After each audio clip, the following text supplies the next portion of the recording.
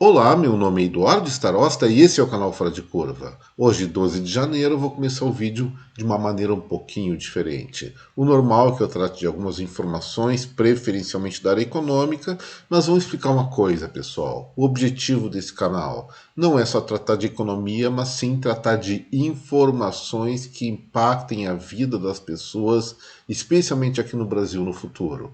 Eu sempre me foquei nisso e, evidentemente, por essas tretas políticas que estão ocorrendo nesse momento histórico no meu país, eu não posso deixar de me pronunciar a respeito disso, tentando, evidentemente, sempre optar pelo caminho que eu acho mais certo ou melhor para todos, ou para a maioria.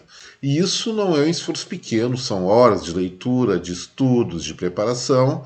E o que tem acontecido? Realmente, os temas que eu tenho tocado nessa semana, sim, são polêmicos, em função de um clima de incerteza que nós temos no nosso país. Mas, mesmo assim, eles devem ser debatidos da maneira mais livre possível, no sentido do livre pensar. E o que tem acontecido aqui no Fora de Curva? Muita inscrição no canal, assim como, pelo outro lado, muitas pessoas que deixam de seguir, que está no direito delas, e agradeço a atenção até esse momento e sigam seu caminho que eu vou seguir o meu.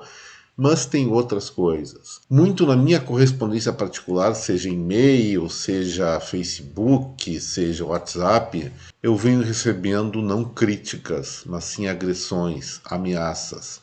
E realmente isso aí não vai mudar a forma como eu penso. Eu queria explicar uma coisa para esses críticos mais agressivos, diríamos assim. Acima de tudo, no campo político, eu defendo a democracia, a liberdade de pensar e se expressar. Mesmo que as pessoas falem a pior das besteiras, elas têm o direito de dizer essa besteira. O que não é legal, e isso a justiça comum resolve, é contar mentiras, fazer ameaças, injúrias, calúnias, enfim, todas aquelas coisas que o arcabouço legal brasileiro, até global, já monitorou ou já cercou de maneira bastante eficaz para evitar que eles aconteçam, ou se acontecer, tem o devido processo penal no sentido de punir essas pessoas que saem fora da linha, saem fora da legalidade. Sim, a liberdade deve ser plenamente defendida e exercida até o momento em que infringe a liberdade do próximo, que daí deixa de ser liberdade. E aí, sobre as questões que estão acontecendo agora. Ontem eu fiz uma crítica muito forte,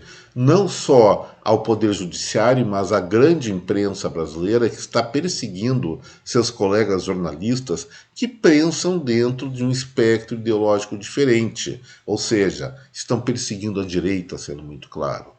Será que a direita não tem o direito de se expressar como direita e criticar o que acha que está errado, assim como a esquerda tem e fez isso de maneira bastante contundente nos últimos anos?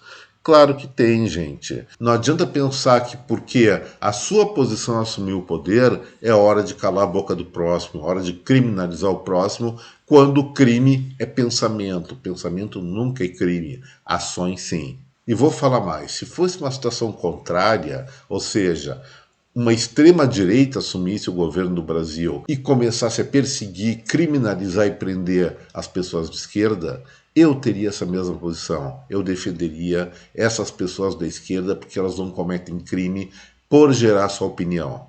E é muito engraçado, gente. Quem está no poder e tem uma visão um pouco fundamentalista da vida, acha a democracia, a liberdade de expressão, algo romântico, algo irreal. Mas a liberdade de expressão e a democracia nada mais são do que o instrumento mais racional e mais eficaz para detectar e mudar, consertar as grandes besteiras que se faz tanto na administração pública como na vida pessoal em vários casos. Isso que eu estou falando simplesmente se refere à segurança da pessoa ter direito a ouvir o seu contraditório por menos que goste dele. Não é através dos acertos que nós aprendemos enquanto pessoas e sociedades, mas sim na correção dos erros. Isso é histórico. Antes de fazer a coisa certa, se fez muita coisa errada.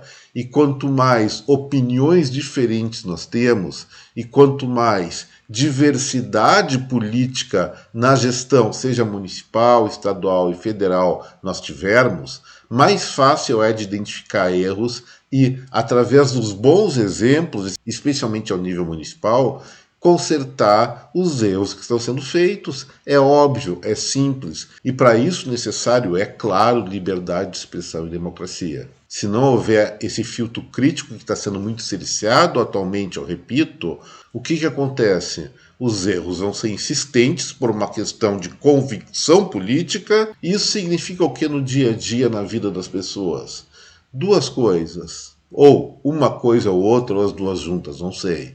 Miséria e ou estagnação, na melhor das hipóteses. E isso é o que eu não quero para o nosso país, isso eu não quero para o mundo, não quero para o Estado, não quero para a minha cidade ou para nenhuma cidade desse nosso Brasil.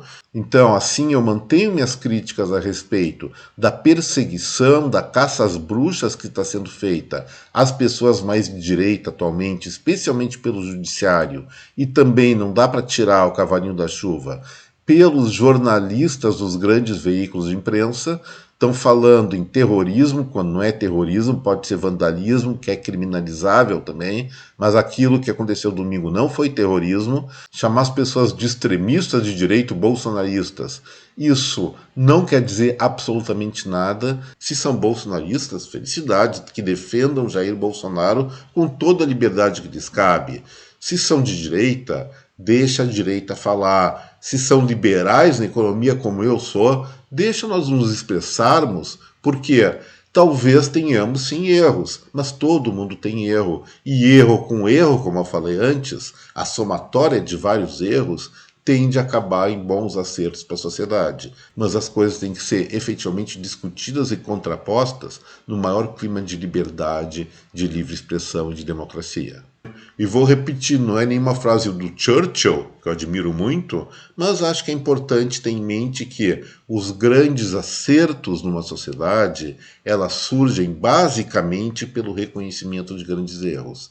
E se nós não estamos olhando o outro lado do espectro de pensamento que não é nosso, nós não seremos provocados a pensar o que estamos efetivamente falando e dizendo. E aí nós nos tornamos fundamentalistas, radicais, fanáticos, e isso não é bom para ninguém, muito menos para cada indivíduo que pensa dessa maneira. E agora, para encaminhar o encerramento do Fora de Curva de hoje, eu não posso deixar de falar de alguma coisa do campo econômico. O IBGE divulgou hoje, dia 12, os dados a respeito do nível de atividade do setor de serviços no Brasil.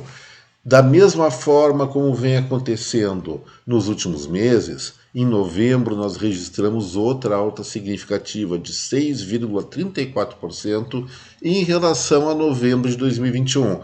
É um bom resultado, claro que é, apesar de estar um pouco abaixo do que se observou nos meses anteriores.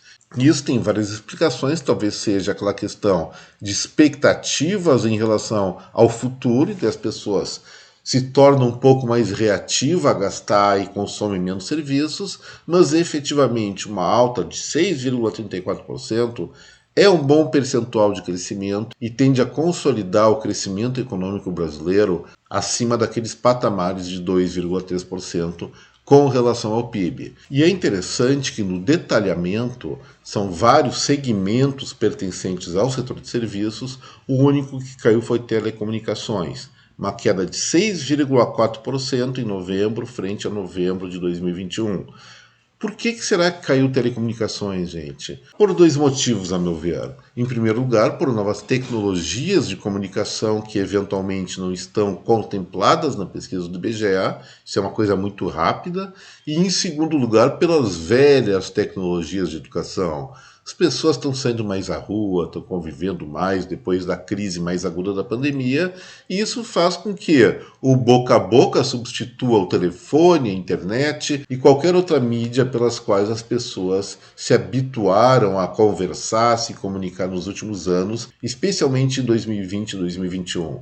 Então, é uma queda de 6,4% frente a um crescimento geral do setor. Olha os destaques, pessoal. Alojamento e alimentação, alta de 6,4%. Serviços diretos prestados às famílias, 15,8%. Tecnologia da informação, não é direto comunicação, mas depois vai se relacionar obrigatoriamente com comunicações, 13,2%. Transportes e serviços auxiliares aos transportes, 10,4%, incluindo aí transporte terrestre, 15,7%, aquaviário, 13,1% e aéreo, que as passagens estão muito caras, é verdade, cresceu apenas 3,9%. Então, pessoal, o setor de serviços continua bombando e deve continuar assim pelo menos até o final do ano.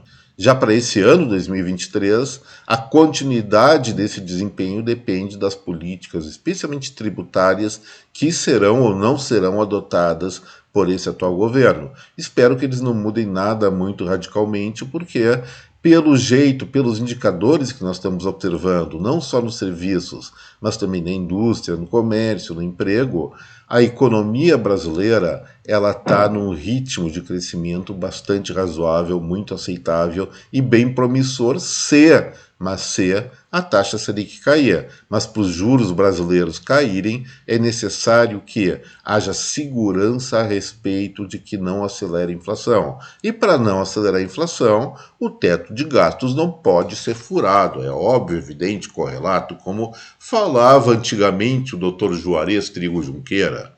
E antes de encerrar finalmente Fora de Curva, eu peço novamente, deixe seu like, inscreva-se no canal que eu andei perdendo alguns assinantes, quero recuperá-los, se não os mesmos, pelo menos em números superá-los, é claro, tem que chegar nessa tal de monetização do YouTube. Então agora eu deixo um forte abraço para cada um de vocês, um até breve, tchau, que eu vou curtir o calor de 36 graus aqui em Porto Alegre, embaixo de um eficiente ar-condicionado. Até mais, gente.